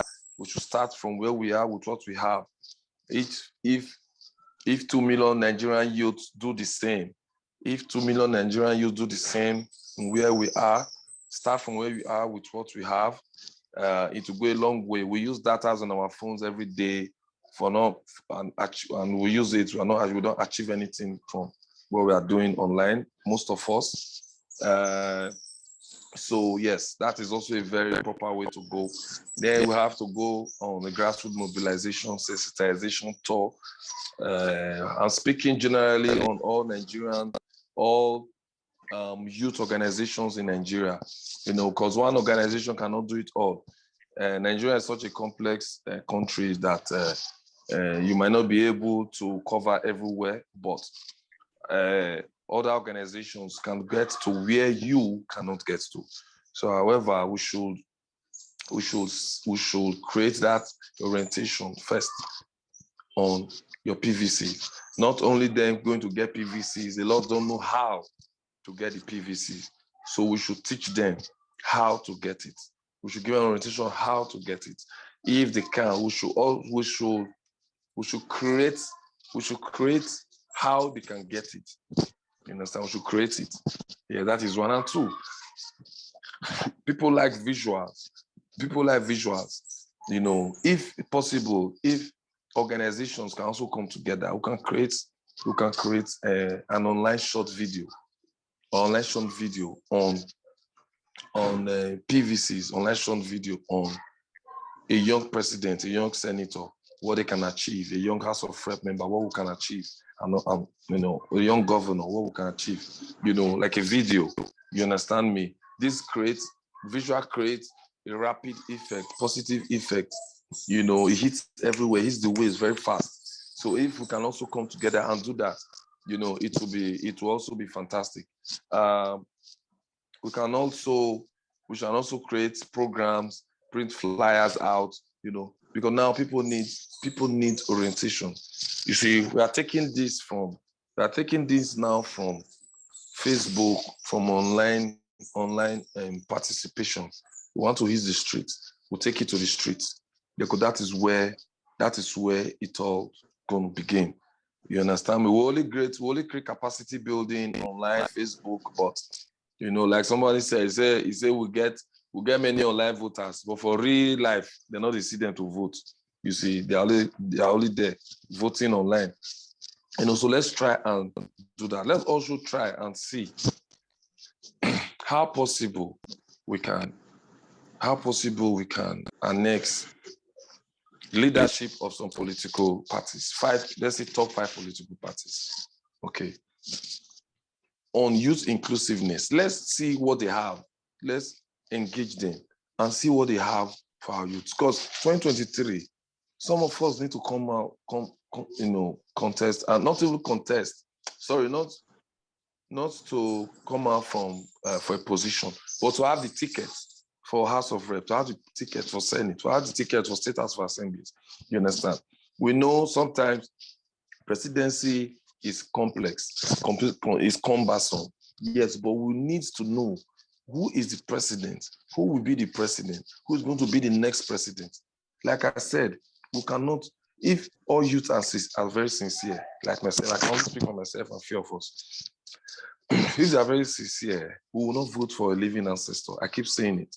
There's a reason I'm saying this. If we are very sincere with ourselves, it's better for us to vote for someone that you say is a devil, a real devil, for example, and the person is 40, is 50, is 55, but we know he's a devil, than to go and vote, for example, pardon me for using that word, than voting for a living ancestors that is 80, 90 years. Man, it doesn't make sense. So even if the person is a billionaire or trillionaire, you understand? It's never your money. You're only going to pay you for your service. Then after that, you kick you out. You understand? Then what's next after that? You understand? So we need to have an engagement. We need to engage. Come on.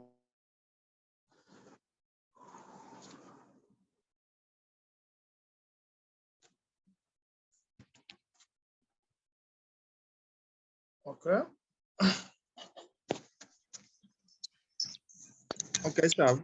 We are really Mr. out of Secretary, let's be time conscious. Yeah, Okay. we are really out of time. And I want to call the president for a vote of thanks. And I want to appreciate everyone and everybody that have made itself available for this program. Mr. President, Mr. Dixon. Yeah. I thank each and every one of you on behalf of supportive youth movement members in Nigeria. I thank each and every one of you, all the participants, all the viewers, and all the members of SYMIN that make this program a successful one. I thank everyone for it. And let me still drop this piece of advice. All the youth should make sure they get their PVC. All the youth must have one voice come 2023. Youth must make a wise choice 2023. All youth must be in unity, irrespective of our religion, tribe, ethnicity. It's not a do or die affair, but we must be in unity. So I'll leave you with this piece of advice from me from here, the National President Supportive Youth Movement, Dixon Opara. Good night. Okay. Hello. I'm sure what I said, what I'll be talking about, I did not go through because it was on mute. I mute my speaker. I've just realized that. Hello. Sorry, Mr. President Osayi Omarigiwa, President National Youth Graduation Movement. We'll call it a day. I will still fix another meeting next time. Thank you all for your contributions. Thank you very much. Thank you very much, and have a wonderful night rest. And I sign out with this word. If you don't make a way to be better in your life, someone will use you to make a betterment for his life. At this point, I say, God bless you all and have a wonderful night. All right. Hello. Yeah. I hope everybody dropped their contact, their email addresses. Yes, I did. Okay, thank you very much. We'll get in contact with everybody through the email addresses. And I appreciate your time, your effort. And I wish you a wonderful year. And as we start this year, I will still schedule.